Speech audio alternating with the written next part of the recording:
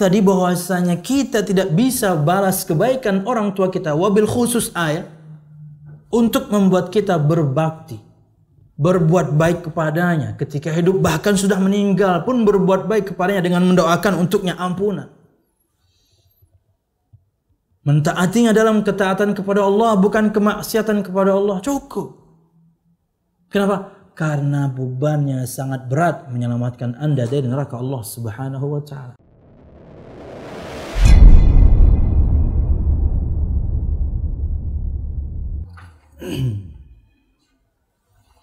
Assalamualaikum warahmatullahi wabarakatuh.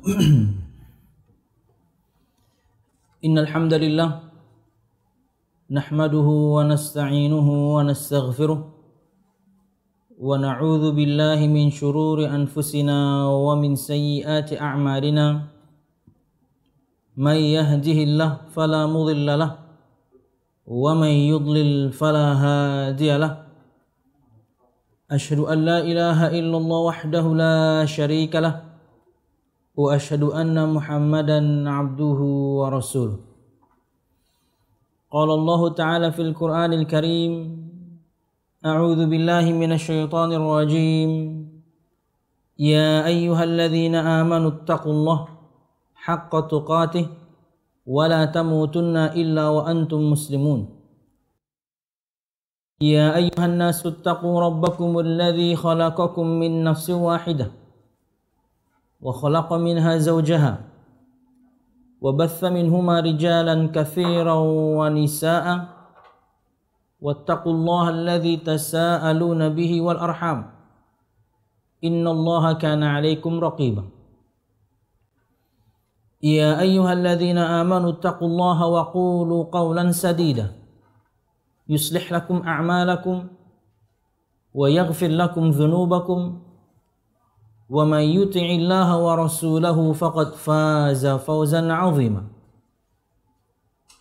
فإن أصدق الحديث كتاب الله وخير الهدي هدي محمد صلى الله عليه وسلم وشر الأمور محدثاتها فإن كل محدثة بدعة wa kullu bid'atin dhalalah wa kullu dhalalatin finnar, amma ba'd. Al-musyahidun al-kiram, para pemirsa yang dirahmati Allah Subhanahu wa taala, wabil khusus ikhwah sekalian yang berada di Australia, rahimakumullah Subhanahu wa taala. Alhamdulillah, segala puji dan syukur marilah kita haturkan kepada Allah Subhanahu wa ta'ala. Kemudian salawat serta salam semoga selalu tercurahkan kepada junjungan besar Nabi kita Muhammad sallallahu alaihi wasallam, juga beserta para sahabatnya, keluarganya, dan segenap kaum muslimin yang selalu istiqamah berpegang teguh dengan Islam sampai hari kiamat kelak. Al-musyahidun al-kiram, para pemirsa yang dirahmati Allah Subhanahu wa taala, pada kesempatan sore hari ini kita mengangkat satu tema berkaitan dengan kewajiban suami dan juga ayah. Tapi jika dua-duanya kemudian ingin disampaikan, ulun rasa waktu tidak mencukupi. Maka mungkin sebagai prioritas ulun akan pilih salah satu di antara keduanya, yaitu lebih kepada kewajiban seorang ayah. Berkaitan dengan nanti kewajiban seorang suami, akan ada bahasan supaya berimbang juga kewajiban seorang istri. Nah, al-musyahidun al-kiram, kenapa ini kemudian kita angkat? Karena insya Allah saya tidak mensucikan siapapun. Pada tahapan kita berinteraksi kepada Allah Subhanahu wa taala, mudah-mudahan sudah baik, yaitu menyembahnya, mentaati perintahnya, meninggalkan larangannya, beribadah kepadanya sesuai dengan tuntunan Nabi-Nya Muhammad SAW, sudah selesai. Maksudnya masih berlanjut, tapi bahasan itu mudahan yakni sudah selesai. Yang kedua, berkaitan dengan interaksi kita dengan diri kita sendiri, di mana siapapun di antara kita pasti berdosa, dan sebaik-baik orang yang berdosa selalu melakukan kesalahan, bahkan mungkin kesalahan yang sama, adalah bertaubat kepada Allah Subhanahu wa Ta'ala. Yang kita bahas ini adalah interaksi kita kepada orang lain. Makanya kata Nabi Muhammad SAW dalam sebuah hadis, dan ini wasiat emas Nabi Muhammad SAW dalam hal berinteraksi, entah itu dengan Allah, diri sendiri, dan orang lain. Kata beliau SAW, ittaqillah haitsuma kunta wa atbi'is sayyi'atal hasanata tamhuha wa khaliqin nasa bi khuluqin hasan. Bertakwalah kepada Allah Subhanahu wa Ta'ala dimanapun kamu berada. Adab kita kepada Allah, muamalah kita kepada Allah, interaksi kita kepada Allah, yaitu menjadikan antara diri kita dan semua adab Allah Subhanahu wa Ta'ala dinding atau tembok pemisah,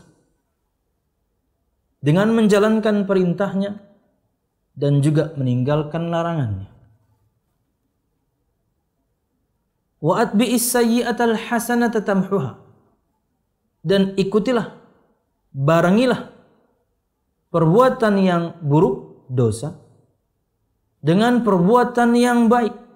Tamhuha, niscaya perbuatan yang baik tersebut akan menghapuskannya. Interaksi kepada Allah, kepada diri sendiri, dan yang ketiga kepada orang lain. Wa khaliqin nasa bi khuluqin hasan, dan pergaulilah manusia dengan akhlak yang baik. Bahasan kita ini berkaitan dengan yang nomor 3, bahwasanya bagaimana kita berinteraksi dengan orang lain. Tapi orang lainnya tentunya orang ring satu, orang yang paling dekat dengan kita.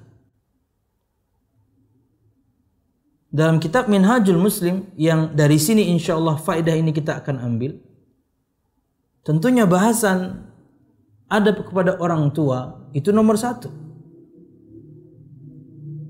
Adab kepada anak nomor 2. Adab kepada saudara nomor 3. Baru adab antara suami dan istri baru nomor 4. Makanya ulun akan pending, mungkin kita ketemu di pertemuan yang lain insyaallah. Ulun ingin fokus dulu pada sore hari ini berkaitan dengan apa sebenarnya kewajiban kita sebagai seorang ayah. Bukan berarti kemudian ulun yang terbaik, tidak, ulun juga masih belajar. Kita saling mengingatkan satu sama lain. Karena goal semua kita itu sama, yaitu untuk mempraktekkan firman Allah Subhanahu wa Ta'ala, untuk menyelamatkan anak dan istri kita dari neraka Allah Subhanahu wa Ta'ala. Itu tujuannya. Allah Subhanahu wa Ta'ala berfirman dalam surah At-Tahrim ayat 6, ya ayyuhalladzina amanu qu anfusakum wa ahlikum nar. Yang artinya adalah, wahai orang-orang yang beriman, peliharalah dirimu dan keluargamu dari api neraka.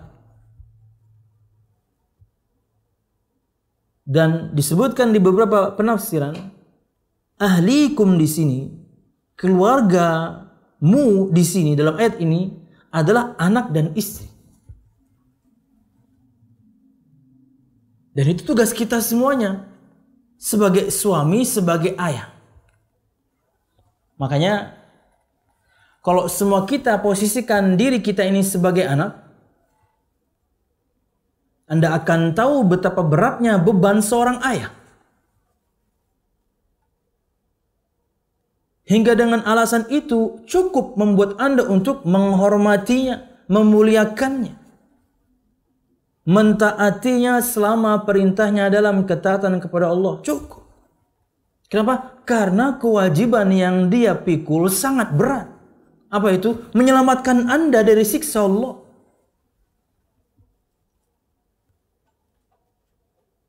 Juga para istri. Ketika Anda membaca ayat ini, Anda akan paham. Satu ayat ini cukup membuat Anda untuk menghormati suami Anda, memuliakan suami Anda. Kenapa? Karena tugasnya berat. Harus menyelamatkan Anda dari siksa Allah Subhanahu wa Ta'ala. Makanya kalau misalnya posisikan semua diri kita sebagai seorang anak, perhatikan sabda Nabi Muhammad sallallahu alaihi wasallam dalam sebuah hadis yang dikeluarkan oleh Imam Bukhari dan juga Muslim. Kata Nabi Muhammad sallallahu alaihi wasallam, ingat, posisikan semua kita dulu sebagai seorang anak. La yajzi waladun walidan illa ayyajidahu mamlukan fayashtarihi fayu'tiqahu. Kata Nabi Muhammad SAW, seorang anak tidaklah dapat membalas jasa orang tuanya. Kalau kita lihat bahasa Arabnya ini ya ayah, tapi terjemahannya orang tua. Cuman kalau Anda lihat dalam lafaz dalam bahasa Arabnya adalah ayah. Artinya kebaikan orang tua, wabil khusus ayah, tidak bisa kita balas. Tapi Nabi Muhammad SAW memberikan pengecualian. Artinya kalau ini bisa kita lakukan, maka bisa kita balas jasa ayah kita. Maka kita bisa balas jasa orang tua kita. Tapi contoh yang Nabi Muhammad SAW berikan ini, kalau nanti kita praktekkan, mustahil terjadi. Perhatikan. Kata Nabi Muhammad SAW, illa ayyajidahu mamlukan fayashtarihi fayu'tikahu. Kecuali apabila ia mendapati orang tuanya, wabil khusus ayah, sebagai budak. Lalu ia membelinya, lalu ia memerdekakannya. Inilah contoh yang mustahil terjadi, yang saya sebutkan tadi. Nabi Muhammad berikan pengecualian, tapi sebenarnya ini mustahil terjadi. Maksudnya adalah bahwasanya kita nggak bisa balas kebaikan orang tua itu.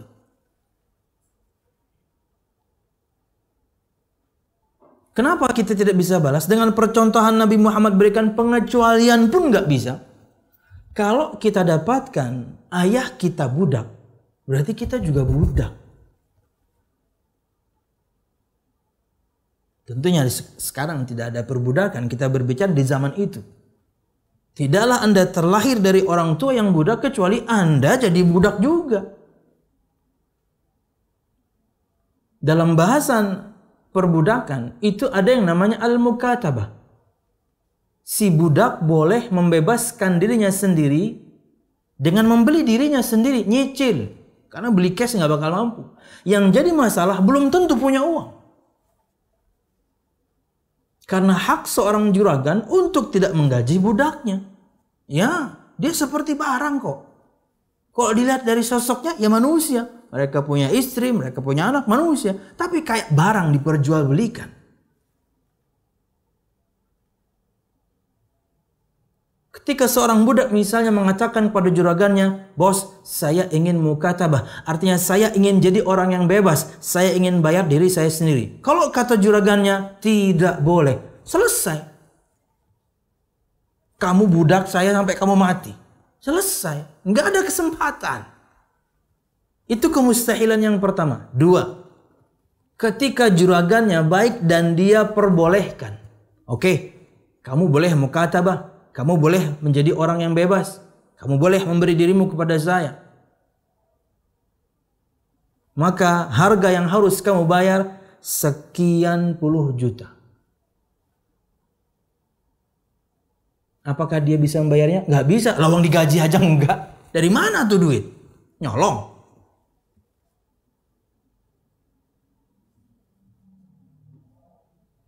Yang ketiga, katakanlah dapat juragan luar biasa baik, ketika ingin mukatabah dikasih, dalam keseharian pun bukan cuma dikasih makan tapi dikasih gaji juga.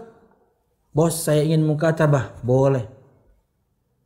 Berapa harga saya, bos? Ya, kamu 100 juta lah. Saya beli kamu aja 150 kok. 100 lah. Bos, gaji saya aja bos kasih ya di bawah UMR. Gimana, bos? Ya terserah kamu pengen bayar nggak? Udah baik saya nih. 100 juta nyicil kalau duit nggak sampai UMR, berapa lama itu baru kemudian terbeli diri Anda hingga menjadi orang bebas? Katakanlah bebas, oke? Katakanlah bebas. Karena Anda terlahir budak, Anda bebas. Sekarang Anda ingin bebaskan orang tua Anda, berarti sangat mungkin Anda bertemu dengan juragan orang tua Anda, bukan juragan yang sama. Bisa jadi bukan juragan yang sama. Pak, saya ingin bebaskan bapak saya. Nggak bisa. Sampai mati bapakmu jadi budak saya. Ketutup. Itu yang dibikin Nabi Muhammad sebagai percontohan. Saking tidak mungkinnya kita membalas kebaikan orang tua kita, khususnya ayah. Cukup satu hadis ini untuk semua kita sebagai seorang anak, untuk memuliakan, menghormati, mentaati orang tua dalam ketaatan kepada Allah SWT. Cukup. Kata Syekh Abu Bakar Jabir Al-Jazairi di sini juga dalam bahasan adab kepada orang tua, kita wajib berbakti kepada kedua orang tua, bukan cuma Allah perintahkan, bukan. Banyak hal yang lain. Pernah gitu ya, menghampiri saya 2 orang, ada ikhwan, ada akhwat. Ketika bahasan-bahasan berbakti kepada kedua orang tua, mereka keberatan. Saya tanya, kenapa kok kamu berat untuk berbakti kepada orang tuamu, khususnya ayahmu? Nggak bisa, Ustaz. Iya, kenapa nggak bisa? Saya dari kecil lihat bapak saya pukulin ibu saya, Ustaz. Gimana saya mau berbakti sama dia? Perlakuan dia kepada ibu saya kasarnya luar biasa. Saya ingat. Betul, saya sekarang sudah belajar. Saya sekarang ikut kajian. Saya tahu akan keutamaan bakti sama orang tua. Tapi saya nggak bisa, Ustaz. Kenapa? Ya bapak kayak gitu. Sampai sekarang bapak kayak gitu. Maka ulun katakan, kamu harus tetap berbakti. Ya gimana dong? Doakan dia jadi orang baik. Itu bakti. Doakan dia jadi orang yang baik. Tidak ada yang susah bagi Allah Subhanahu wa taala. Mohon kepada Allah agar dia jadi suami yang baik untuk ibumu, agar dia jadi ayah yang baik untukmu. Doakan kepada Allah. Kan kamu sudah menasehati. Tugasmu sudah selesai, sisanya banyak berdoa. Tapi Ustaz, nggak ada tapi-tapi, karena dia kamu sekarang ada. Karena dia kamu sekarang tercipta.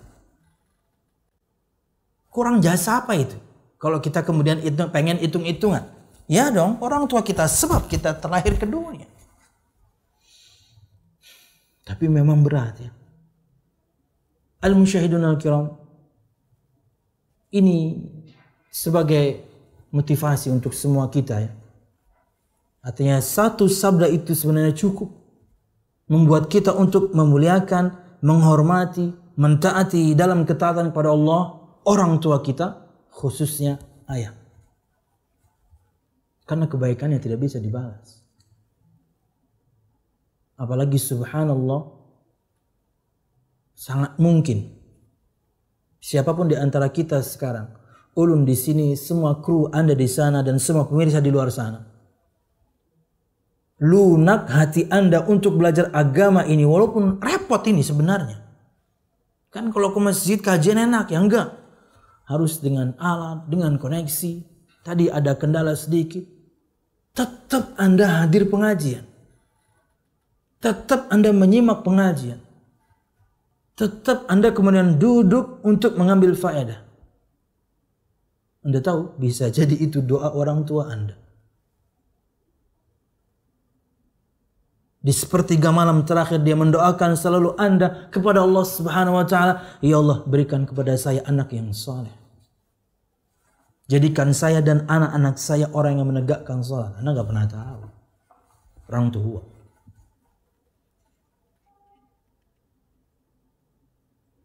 Wallahu a'lam bishawab. Yang kedua,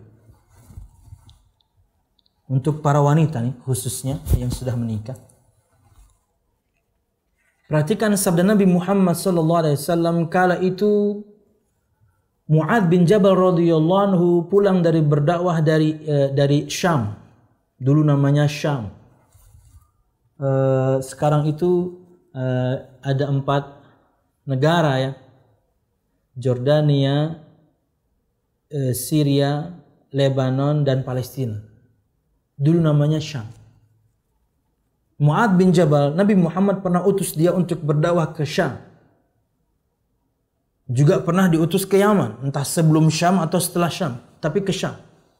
Begitu pulang dari Syam, bertemu Nabi Muhammad SAW, sahabat Mu'adz bin Jabal itu radhiyallahu anhu sujud di hadapan Nabi Muhammad SAW. Nabi Muhammad SAW bertanya, perhatikan, Nabi Muhammad bertanya, istifsar, pengen tahu. Nabi Muhammad nggak langsung kafirkan. Oh, kamu sujud sama saya, kamu sujud sama makhluk, kafir kamu. Enggak gitu, enggak. Nabi Muhammad tanya, kenapa kamu berbuat seperti ini? Di antara metode dakwah Nabi Muhammad yang juga harus kita pakai. Kadang orang melakukan kesalahan, dia nggak tahu itu salah.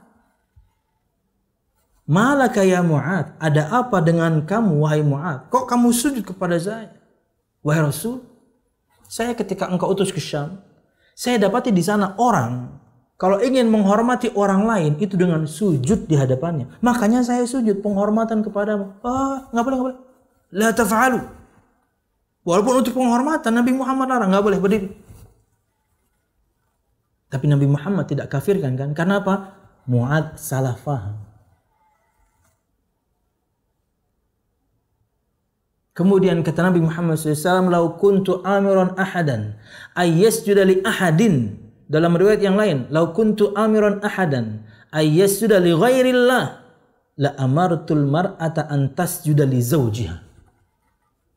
Jika aku ini boleh menyuruh seseorang sujud kepada orang lain, jika aku ini boleh menyuruh seseorang untuk sujud kepada selain Allah Subhanahu wa taala, sungguh aku akan perintahkan para istri sujud kepada suaminya. Tapi nggak boleh. Kenapa? Karena tugas yang dia emban berat sekali ini.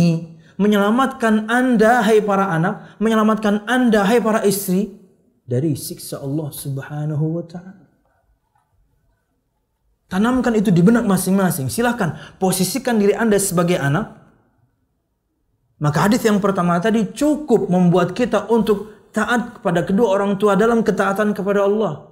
Kenapa? Karena tugasnya berat, menyelamatkan Anda dari neraka. Dan untuk para wanita, posisikan Anda semuanya sebagai seorang istri. Taati dia dalam ketaatan kepada Allah, patuhi perintahnya dalam ketaatan kepada Allah. Ya. Kenapa? Karena tugasnya berat. Apa itu? Menyelamatkan Anda dari siksa Allah.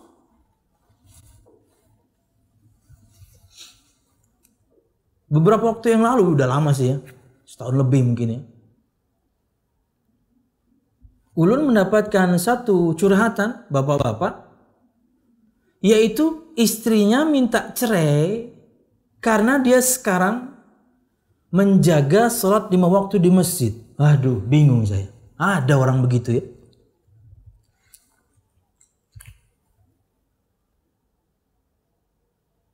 Ustadz, istri saya minta cerai. Ada apa, Pak? Pasti ada sebab ini Pak, kok minta cerai?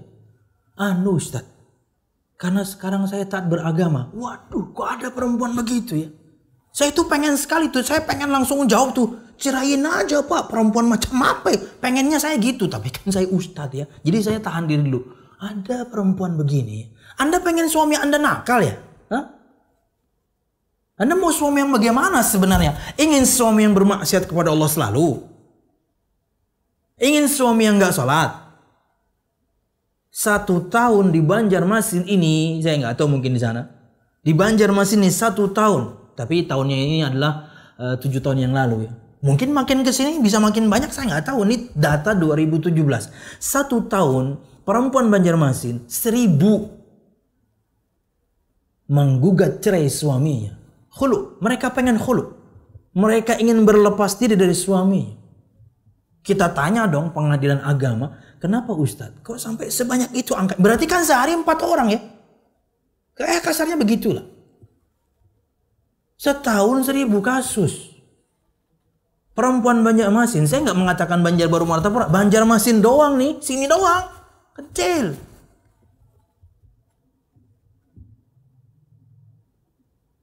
Seribu wanita pengen minta cerai dari suaminya.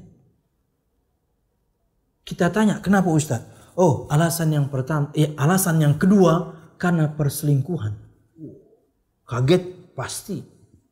Tapi lebih kaget kenapa itu nomor 2? Yang ada di benak kita itu nomor 1. Perempuan minta cerai karena suaminya nakal. Nomor 2 Ustadz. Iya. Nomor 1-nya apa? Suaminya nggak sholat. Nomor 1.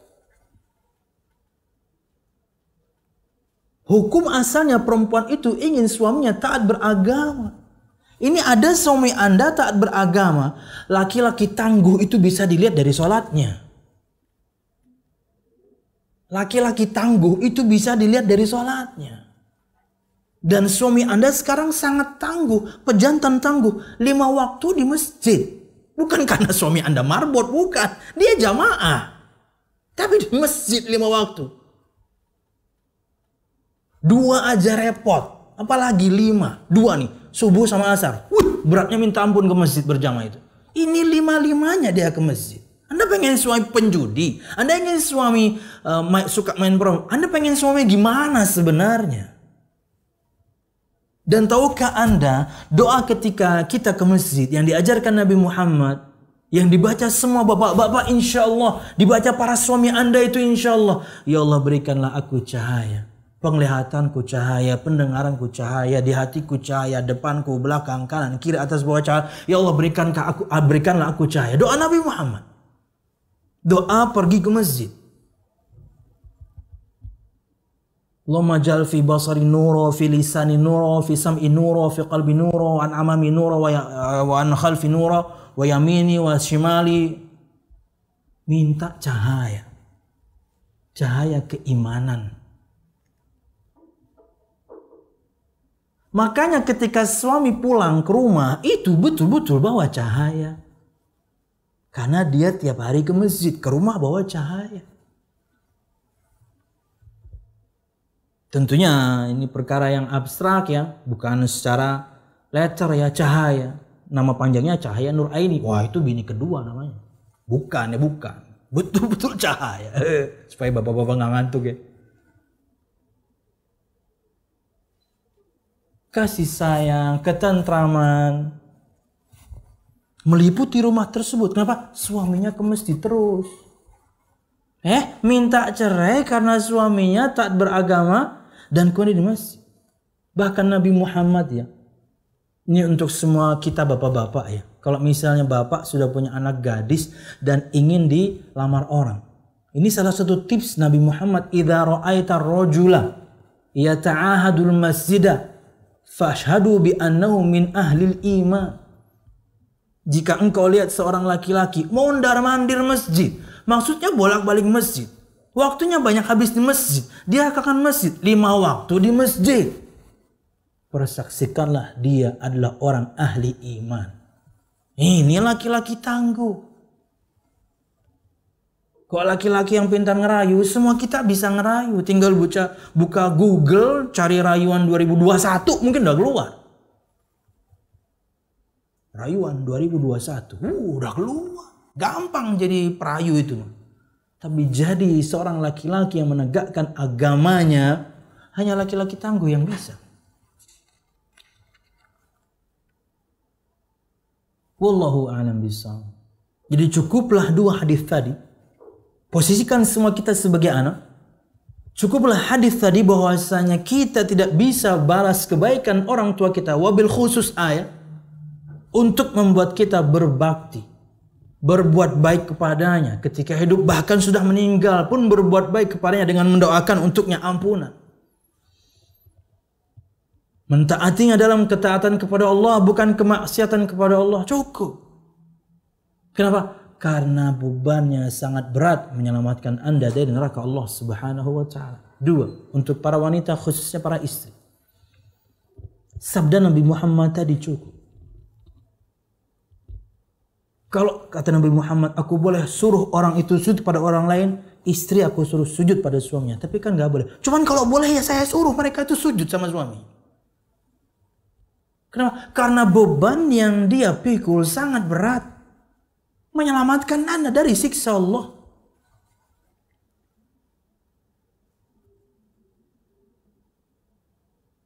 Al-musyahidun al-kiram, berkaitan dengan kewajiban suami, ulun ingin pending, ulun ingin fokus dulu kewajiban seorang ayah.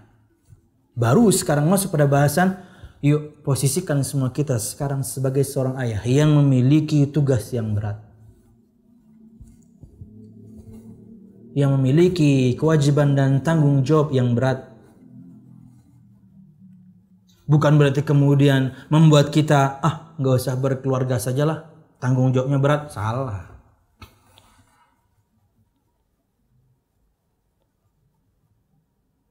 Kalau gitu gak usah nikah sajalah, biar tidak ada tanggung jawab menyelamatkan istri. Kalau ketika sudah nikah pun, karena tentunya manusia seorang ingin melampiaskan hasrat seksualnya, dan itu dengan menikah. Tapi aduh kalau punya anak gak sanggup, gak usah punya anak lah. Enggak, salah. Semuanya di sisi yang lain adalah kenikmatan. Memiliki pasangan kenikmatan, memiliki anak kenikmatan yang lain. Memiliki pasangan kenikmatan, ada orang yang kemudian belum punya. Memiliki anak sebuah kenikmatan, ada orang yang sudah nikah bertahun-tahun belum punya. Anda punya bahkan lengkap. Lengkap dalam artian seperti Nabi Muhammad. Anak laki-laki ada, perempuan ada. Udah gitu lucu-lucu lagi. Orang lain ada yang punya anak laki-laki semua. Gak punya mereka pengalaman punya anak perempuan. Yang lain perempuan semua. Nabi Lut perempuan semua. Nabi Ibrahim laki-laki semua. Nabi Muhammad lengkap. Nikmat di satu sisi. Di sisi yang lain mereka tanggung jawab Anda.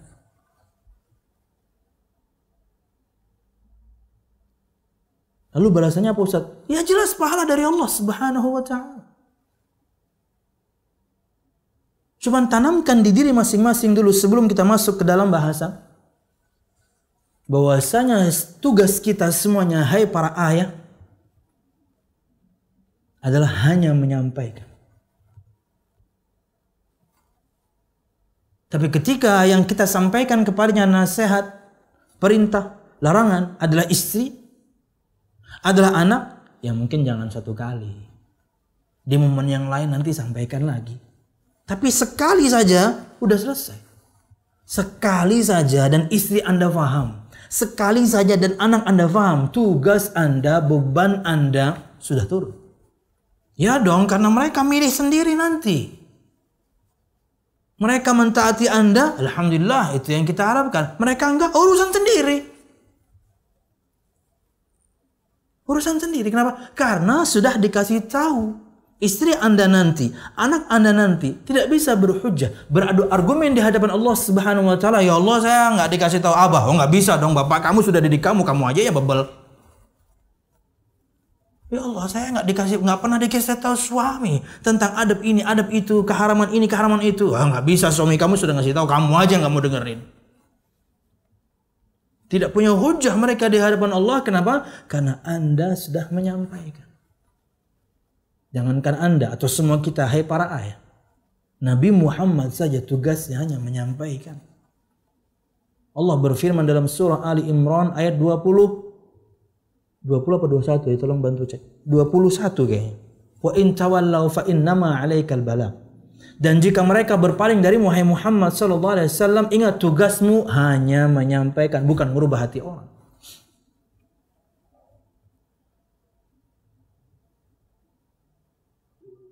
Ayat 20 ya, ayat 20. Hanya menyampaikan. Kayak waktu itu misalnya ulun pribadi ada masalah dalam keluarga, dalam hal ini misalnya ponakan, mereka sudah dewasa. Kita nasihati, kita kasih tahu, faham, selesai. Apapun yang kamu lakukan, kamu tanggung sendiri. Kenapa? Kamu sudah dikasih tahu. Orang ring 1 padahal, 2 lah. Ring 1 kan saudara kita, ini anaknya. Karena tugas, yakni kita hanya menyampaikan, merubah hati itu milik Allah Subhanahu wa taala. Cuman karena dia istri kita, anak kita, ya nanti ingatkan lagi, nanti ingatkan lagi. Semua kita juga insya Allah ingat kan, bagaimana orang tua kita dulu, waduh, ngebangunin sholat, waduh. Ketika kita sudah besar, sudah balik, sekali saja mereka nyuruh, cukup, tugas mereka selesai sebenarnya. Kenapa? Kita sudah besar. Tapi enggak tuh, diingatkan lagi, digedor lagi pintu. Subuh, matahari udah terbit tuh, begitu tuh. Semoga Allah merahmati beliau mama. Padahal masih gelap. Masjidnya nggak jauh, musola di samping rumah, bangun. Karena kita tidurnya di loteng ya, di kamar atas maksudnya. Mama kalau naik capek dari bawah, karena rumahnya kayu dan ya bukan beton, gedor sama beliau. Sholat woi, mama tuh, ya. Beliau nggak paham tafsir, saya pasti saya. Yakin saya beliau nggak paham tafsir firman Allah Subhanahu wa taala. Beliau hanya lulus SD. Tapi yang beliau praktekkan persis seperti yang ada di tafsir As-Sa'di. Ya. Perintah salat dalam Al-Qur'anul Karim. Perintahkan anak kalian salat. Kata Syekh As-Sa'di, wa az'ijuhum ilaiha. Dan jadilah kamu orang yang bawel ketika memerintahkan salat. Bawelnya minta ampun. Ribut aja rumah itu. Mungkin tetangga kanan kiri depan belakang dengar semua tuh. Ketika mama saya ngedor tembok itu. Ya. Sekali padahal selesai. Ini berkali-kali. Karena apa? Ya pasti karena mereka sayang. Ketika posisi kita ayah juga pasti karena kita sayang. Tidak sedikit, khususnya saya misalnya, untuk bangun sholat, itu orang sekitar selalu yang mengingatkan. Saya enggak. Ketika kecil, di rumah, ya mama sama abah yang membangunkan. Orang tua. Ketika di pesantren, ada polisi ibadahnya, teman yang membangunkan. Ketika kuliah ngekos, teman-teman juga yang bangunin. Kadang-kadang selimut kita ditarik, bus gitu ya, bantal kita ditarik, subuh woi. Nah, teman udah besar. Nggak kayak kakak saya kalau ngebangunin subuh, lembutnya minta ampun, makin ngantuk. Rul, ayah Rul, sudah subuh Rul. Tambah enak tidur. Teman-teman kuliah, bantal kita ditarik, guding kita ditarik, selimut ditarik, subuh woi, bangun. Teman. Ketika di Madinah, teman juga. Bahkan temannya dari negeri yang lain. Ulun itu ketika Madinah satu kamar berempat. Ulun, satu anak Afghanistan, satu anak Albania, satu anak Somalia. 4. Selama itu tuh yang ngebangunin kalau subuh mereka. Digedor di ruangan besar tapi kemudian disekat jadi 4 kamar.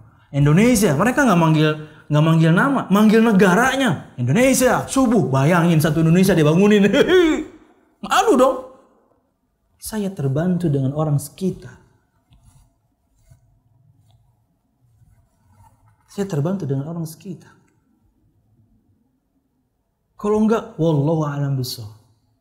Kenapa? Misalnya terbukti ketika safar, qadarullah misalnya pernah sendirian, susahnya minta ampun. Kalau enggak kemudian titip ke resepsionis atau kepada keluarga, bangunin saya, enggak bangun itu, enggak bangun.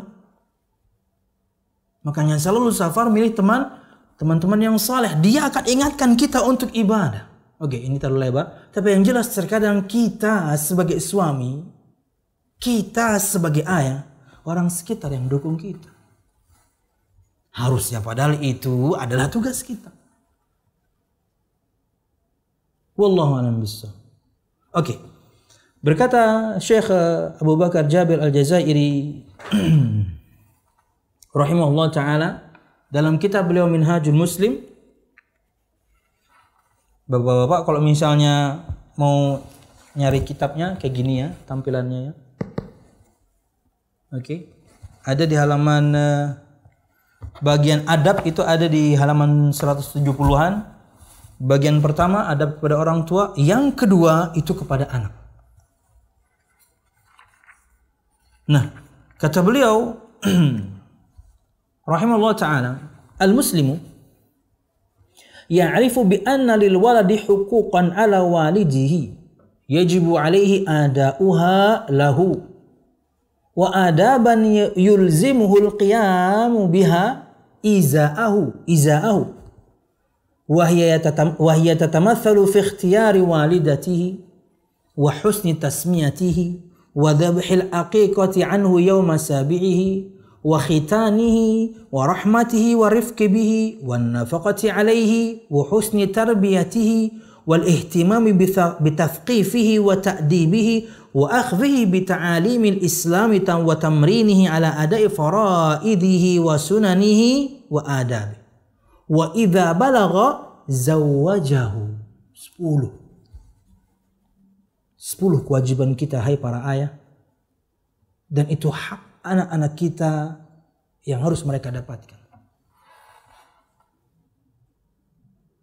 Kata beliau, seorang mukmin, seorang muslim, dia mengakui bahwasanya untuk anaknya ada hak atas orang tuanya. Artinya kewajiban orang tua. Hak anak berarti kewajiban orang tua yang wajib dia tunaikan. Dan adab-adab yang harus dia tegakkan sebagai seorang ayah. Ingat, semua kita sedang belajar, termasuk ulun pun juga sedang belajar. Selalu belajar. Dan contoh kita adalah manusia, ayah paling sukses, Nabi Muhammad SAW. Nanti kalau belajar suami paling sukses, ya Nabi Muhammad juga. Tapi kayaknya nggak cukup. Kita bahas kita sebagai ayah dulu.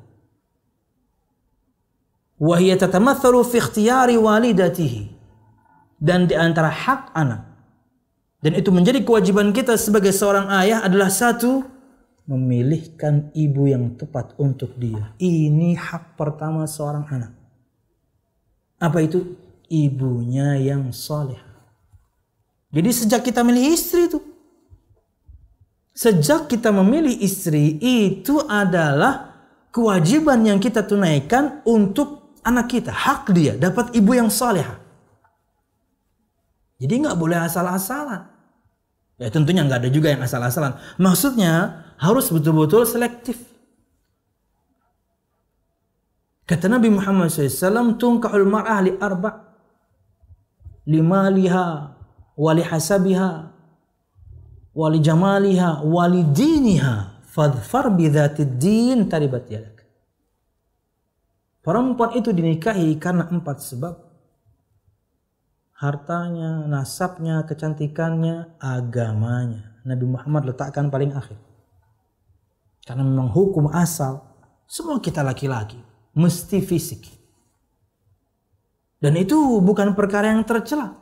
Ketika Anda nggak jadi dan alasannya fisik, no problem, tidak ada yang tercela. Bahkan bisa di saat yang sama Anda yang tertolak karena akhwatnya aja pun lihat fisik. Akhwatnya tingginya 180, Anda 150, kan susah ya. Dia mau cium tangan Anda ketika Anda pergi kerja, dia nunduk tinggi banget. Misal doang. Cantik. Karena kecantikannya, karena nasabnya. Nasab dari orang-orang yang baik. Dan ini gampang dipelajari. Orang kalau sudah baik, terkenal akan kebaikan dinasti itu. Ya, nggak usah cerita, orang akan tahu. Sama seperti satu ungkapan, langit nggak perlu ngomong kalau dia tinggi. Ya, seperti itu. Dan orang itu kalau baik, orang lain akan tahu, oh, ini keluarga baik, dinastinya baik. Nasab penting. Bahkan itu nasihat yang sangat ditekankan oleh Umar bin Khattab radhiyallahu anhu pada anaknya. Fa inna li'irqa dassas. Aliran darah irq itu sangat memberikan efek kepada anak. Artinya garis keturunan itu sangat penting.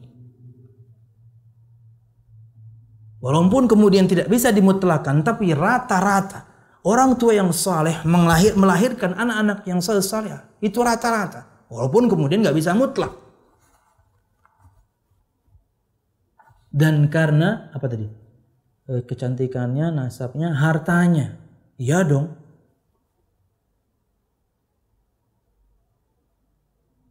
Dan juga karena agamanya. Pilihlah agama, niscaya tanganmu akan ringan. Maksudnya kamu akan berbahagia. Kenapa? Kalau istri Anda salihah. Ini kewajiban pertama. Kewajiban pertama kita sebagai seorang ayah memilihkan untuk anak kita ibunya yang salihah. Wallahu a'lam bishawab. Wa husni tasmiyatihi, dan baiknya ia dalam memberikan nama untuk anaknya. Jangan asal-asalan juga. Kata Nabi Muhammad SAW, innakum tud'auna bi asma'ikum wa asma'i abaikum fa ahsinu asma'akum. Sesungguhnya kalian nanti akan dipanggil dengan nama-nama kalian dan nama-nama orang tua kalian, maka perbagus, percantik, perindah nama kalian.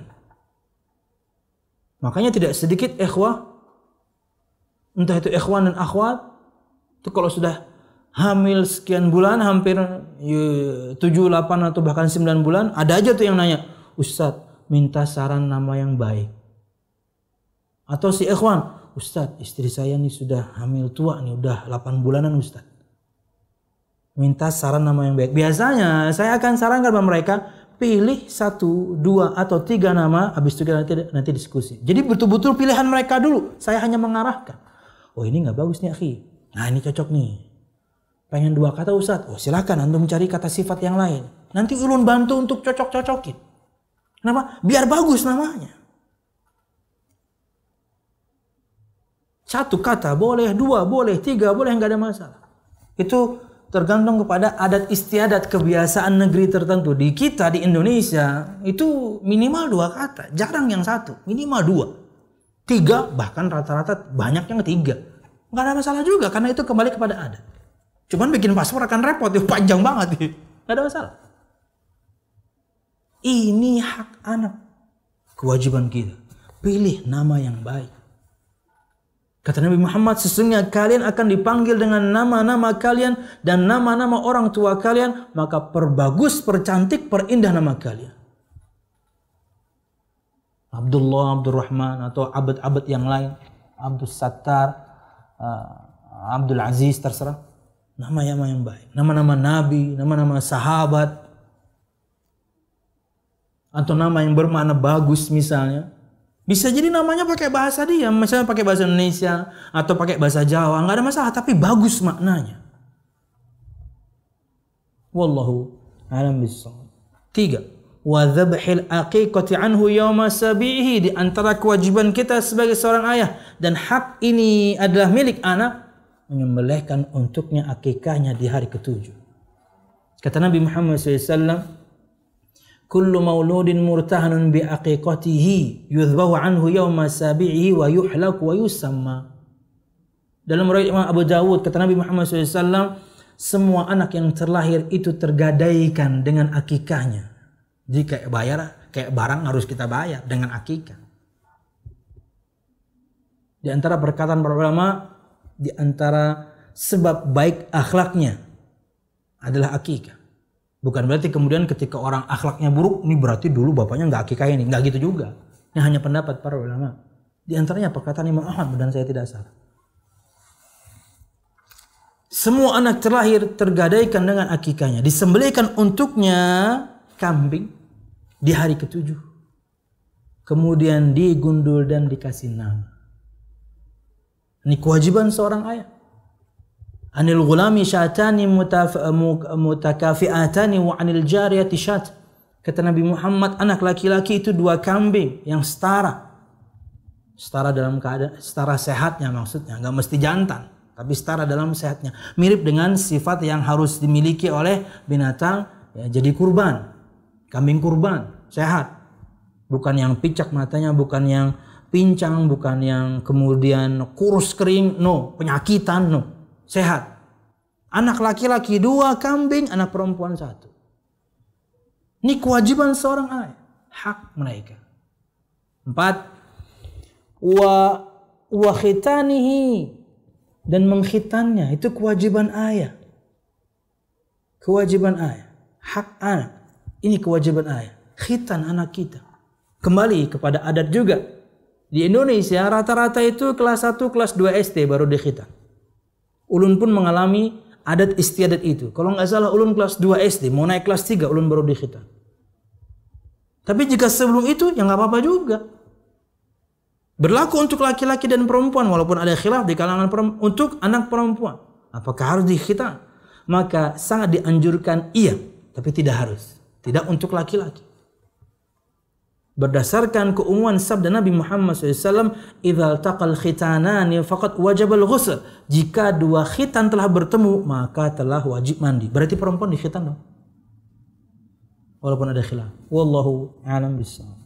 Dan memberikan kasih sayang dan berlemah lembut kepadanya. Menafkahinya. Baik dalam mendidiknya. Peduli dengan pengetahuan dan adabnya kepada orang lain. Mengajaknya untuk belajar Islam dan mempraktekkan adab-adab Islam. Sebelumnya kewajibannya juga, sunnahnya juga. Ini tugas ayah. Hak anak, dan ini tugas kita sebagai seorang ayah. Dan jika sampai besar, maka di antara kewajiban kita juga untuk menikahkannya. Wallahu a'lam bishawab. Jadi poin 6 sampai 10 belum ada rujukan dalil yang bisa saya sampaikan. Kayaknya 3 pertemuan deh gitu. Nggak cukup 1 pertemuan. Mudahan bermanfaat.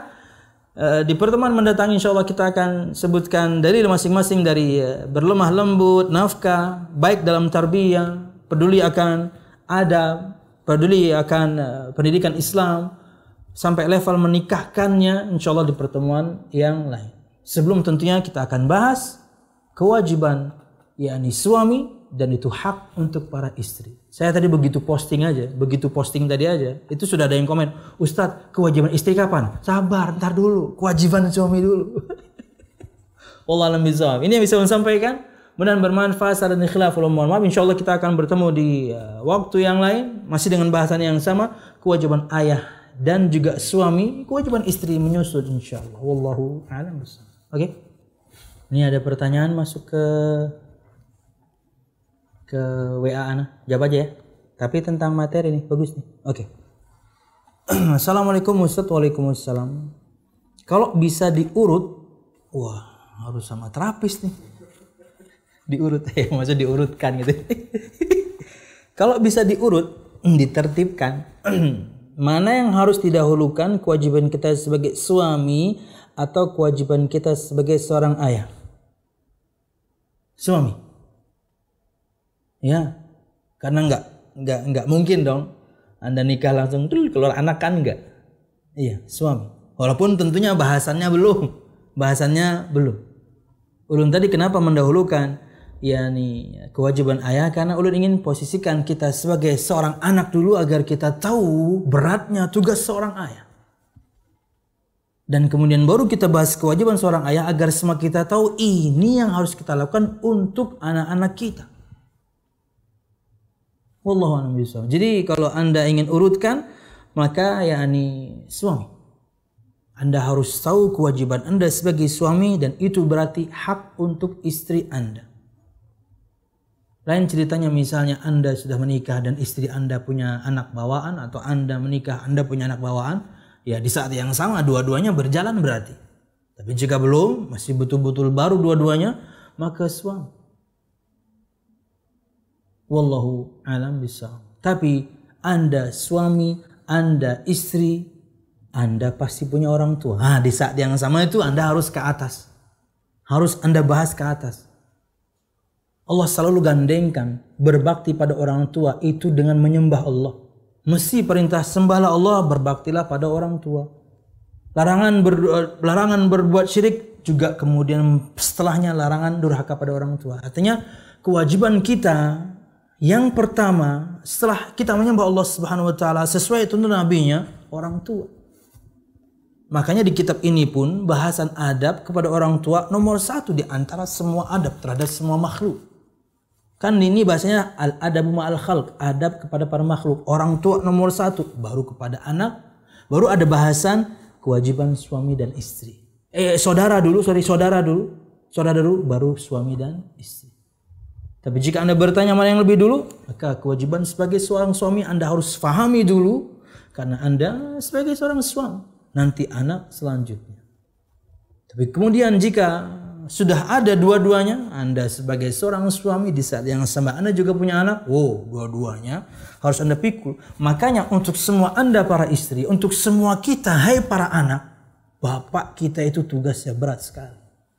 Maka muliakan dia, hormati dia, taati dia dalam ketaatan kepada Allah Subhanahu wa taala. Wallahu a'lam. Dapat hadiah enggak nih, Bit? Dapat ya. Dapat kalender ya. Kalender tahun lalu ya. Nggak ada gunanya.